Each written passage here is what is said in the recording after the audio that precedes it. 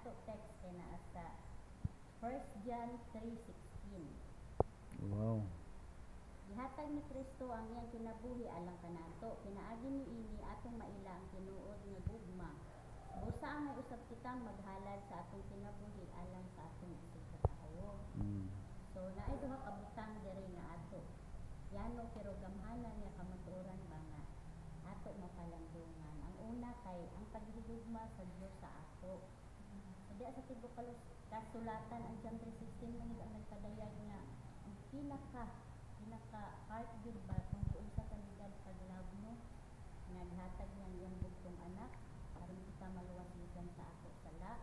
Muna siya ang pinakalawom, pinakaadunahan, pinakataas. Pastor si Pastor Brian lagi ko makalimot iyawali nga iyang term giingon nga usa to kaning supreme demonstration daw nga klase sa gugma. Grabe no, supreme demonstration.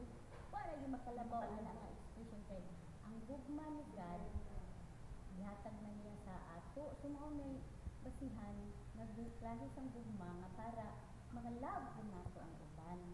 So diba si Jesus man ang una nga nag-love sa ato. So kuan po ni God pagpakita nga unsaon na kita ma-love po nato ang uban.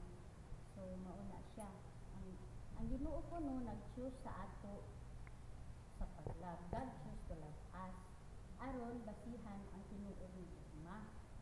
So ang ikaduha ang kuan kada ang usa ka klase ng sacrificial love ug redemption. Mo ginang natatak sa ato no nabawalin kasubayon di asa supreme demonstration na love si Jesus bayan siya. So ang ikaduha ang pagtugma nato sa uban diha sa 16b kanang busa angay usab kitang maghalad sa atong kinabuhi alang sa atong isig katawo. So ang Ginoo nagkaman sa ato nga mag-love lang kita sa others, diba? So unsa man nato ko pakita nga ang atong isig katawo atong love naghalad ta sa ato kinabuhi para mahalad nato atong kinabuhi pagpakita nga i-offer nato ang ato kinabuhi ngadto kanila.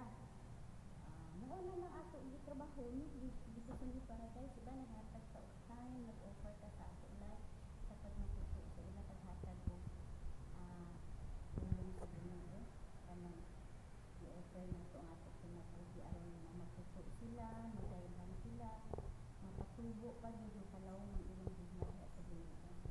So mao na siya ang paagi nga i-offer nato sila. So ang pangutana kay ang pag-share ba sa pulong sa Ginoo sayon or dili?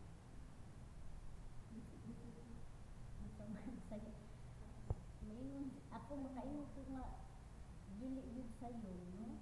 Dili sayon kay experience na nako dito sa core. Grabe dito ako kahadlok, grabe ka kulba gyud nako ang saon ako pag-share dito baya may nang ito mga tao sinang Hermes, sinang Sita o basta tulo ko sila katigulang wala ra gyud pud ko nila gid sa debate sa kung debatihon sila ko nila ato. Lisod yun.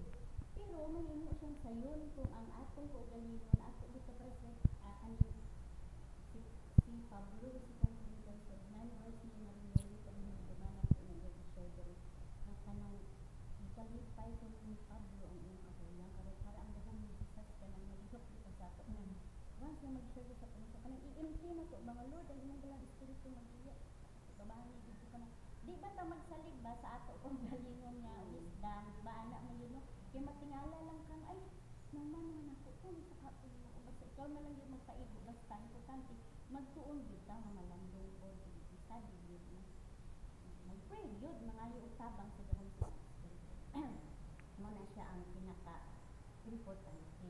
So parehas gyud kay Moises nga magtuman di ba daghan to si Moises nga mga excuses oo doon siya nga dili luwas nga isa na o di siya maayo musulti kanang hitla man sa yungit yungit siya so di pasaligan sa Ginoo sa Ginoo nga sa tuingon sa Ginoo lang kaw kay tabangan ko ikaw o kanang kuan sa pagsulti og tudloan ko ikaw kung sa imong sulti so pasabot once na kumit ka sa buhaton sa Ginoo magtula ka dito it din ang Ginoo gyud magtabang sa imo basta mobil lang gyud mo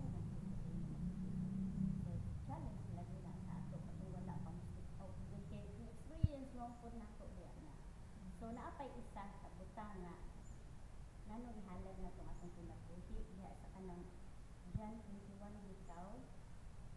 So, kanang 17 nga niingon si Jesus kung kanan siya ni Simon Peter. So, siya ni kung napakita ba siya sa Transfiguration o saan? dito ka mga apostolis nga niingon siya nga Simon Peter, gihigugma mo ba ako na anak ko siya? Siya makatulog dito kahigayon. Doon nasad si Peter sa katulog.